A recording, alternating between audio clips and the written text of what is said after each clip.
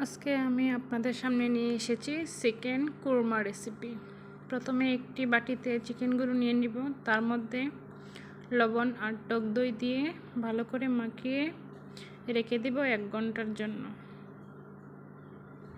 এতে করে কুরমাটা অনেক টেস্টি হবে। একটি হাঁড়িতে পরিমাণ মতো তেল নিয়ে নিব, তার মধ্যে 4 থেকে 5টা পেঁয়াজ কুচি করে দিয়ে দিব। ব্রাউন কালার হওয়া পর্যন্ত ভেজে নিব। তারপর এর মধ্যে থেকে কিছু পেঁয়াজ রেখে দেব পরে বেরেস্তা দেওয়ার জন্য। এরপর পেঁয়াজের মধ্যে দিয়ে দিব গরম মশলা, তেজপাতা, দারচিনি, এলাচ, লবঙ্গ, গোলমরিচ। তারপর পেঁয়াজ বাটা দিয়ে দিব 2 চামচ। এর মধ্যে দিয়ে দিব আদা বাটা, 6টা কাঁচামরিচ বাটা, রসুন বাটা আর স্বাদ মতো লবণ দিয়ে দিব। আর দিয়ে দিব শুকনো মরিচের গুঁড়া 1 টেবিল চামচ আর ধনিয়ার গুঁড়া 1 টেবিল চামচ দিয়ে ভালোভাবে নেড়েচেড়ে একটু কষিয়ে নিব। কষানো হয়ে গেলে এখানে আমরা আর একটু টক দই ইউজ করব। দেখেন কালারটা কত সুন্দর এসেছে।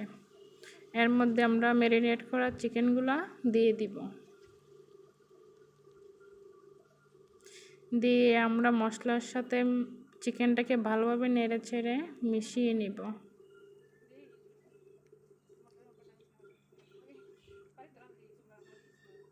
মেশানো হয়ে গেলে ঢেকে দিয়ে 10 মিনিট রান্না করার পর দেখেন কি সুন্দর কালার চলে আসতেছে। এখানে কিন্তু আমরা কোনো পানি ব্যবহার করব না, দিয়ে দিলাম পেঁয়াজ বেরেস্তা। আমরা চুলার আঁচটা মিডিয়ামে রাখবো যাতে করে চিকেনের তলায় ধরে না যায়।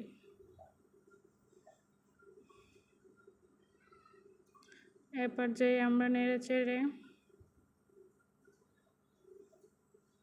দিয়ে দিব আরও কিছুটা গরম করা দুধ আর সাথে দিয়ে দিব কয়েকটা কাঁচামরিচ। তারপর আরও 20 মিনিটের মতো রান্না করব। দেখেন দেখতে কতটা সুন্দর, মাশাআল্লাহ। আপনারা কিন্তু বাসায় চেষ্টা করবেন অবশ্যই।